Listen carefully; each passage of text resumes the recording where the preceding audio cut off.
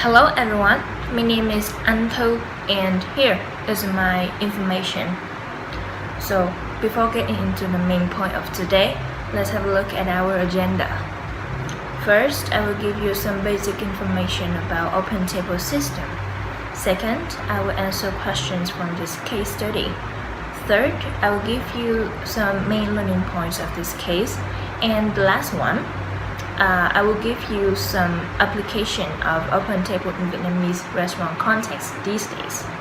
To start with, there's one interesting fact. Have you ever known that San Francisco ranks second in top 10 of high-tech cities all over the world? It was just beaten by New York in February this year. However, this place is famous for many technology developments that have different impacts on the society, and Opentable is one of them. It is an online restaurant reservation service that was founded by Chuck Templeton on the 2nd of July 1998, and it is based in San Francisco, California. Now, not only in California, it has expanded to Australia, Canada, Mexico, Germany, Japan, United Kingdom, and France. It has provided service for about 50,000 restaurants all over the world and seats about 23 million dinners per month.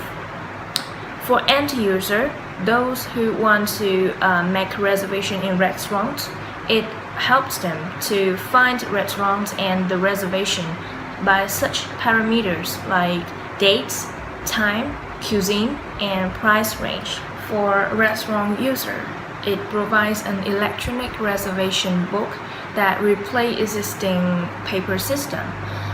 It also provides them with touchscreen computer, already installed the software and supported by asset protection and security tools. Restaurant user doesn't have to pay subscription fee, but they only need to go on the website to book reservation or download the app on their phones. Opentable enhance the efficiency and effectiveness in the relationship between two target customers. So now, let's go to question number 1. What characteristic of the restaurant market made it difficult for the reservation system to work?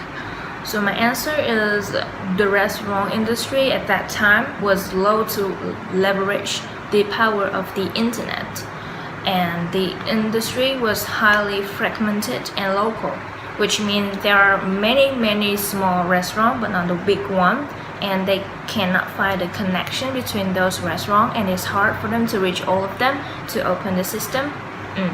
And most restaurants at that time did not have computers and the system that allowed online reservation made through a central computer. So the second question is, how did Opentable change its marketing strategy to succeed?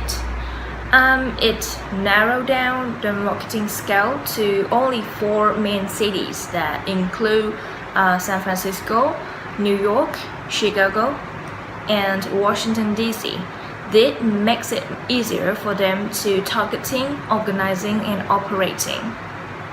It also created a user-friendly ERP system, which is electronic reservation book, and it makes the restaurant user, also the customer of the restaurant, make it easier for them to use the software. Yes, and they also use the door-to-door sales force to solicit subscription from high-end restaurants. They also created a multi-platform strategy, which means they have a website and they also have a mobile application. This mobile application connected to the Apple Watch or Alexa's skill to book a reservation on Alexa of Amazon enabled devices. It also connected with iMessage, so the customer of the restaurant can get the information of the revenue and the time they book easier. And this makes Opentable be ubiquitous, which means it happens everywhere. It available everywhere, so every customer can use it no matter what. So the third question is, why would restaurants find the SaaS model very attractive?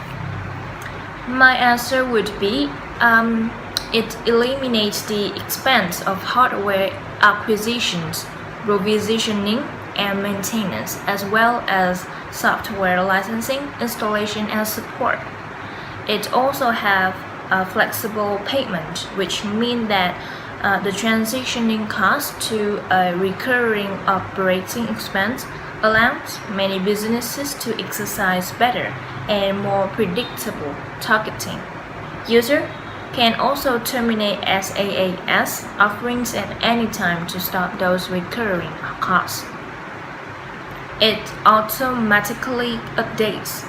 Customer can rely on a SaaS provider to automatically perform up-to-date and patch engagement management.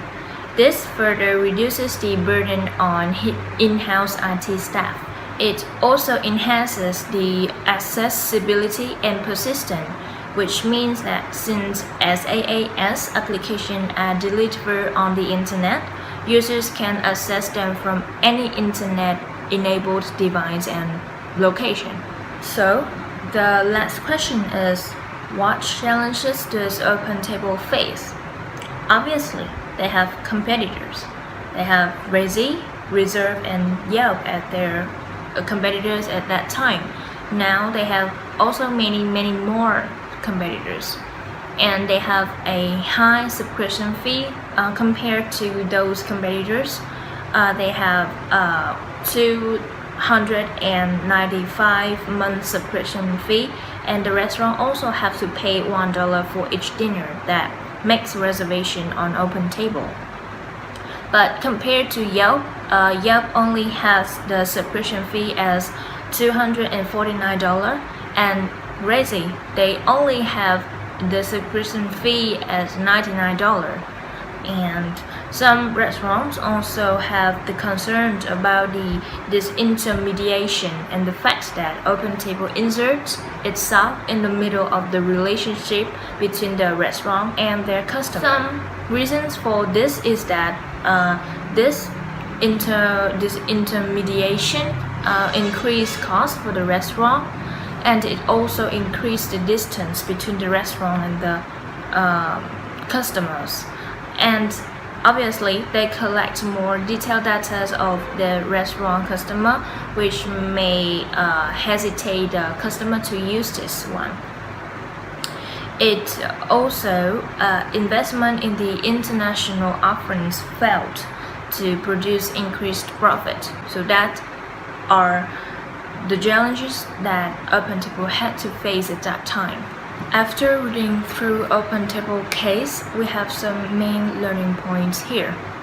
First is the marketing strategy for a service-based e-commerce company, which means they know where and when and how to narrow down to just 4 main cities to operate and target, include Chicago, New York, San Francisco, and Washington, D.C.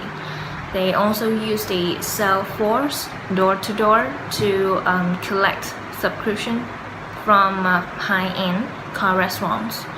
And also, the second lesson is that how to take advantage of multi-platform when it comes to 4.0 industry, which means they decided to use a website, but not only website.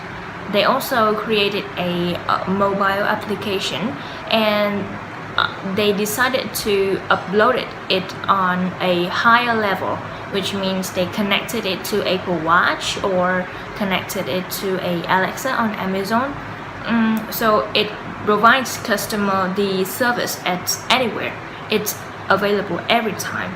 So no customer has to be worried about how to use this or how to open this one, because they have the advice with them, which is the phone everywhere. They can use the Opentable at any time. The third lesson is that it is aware of their customers, and they know when or how to strive forward. for innovation and to be the top one again.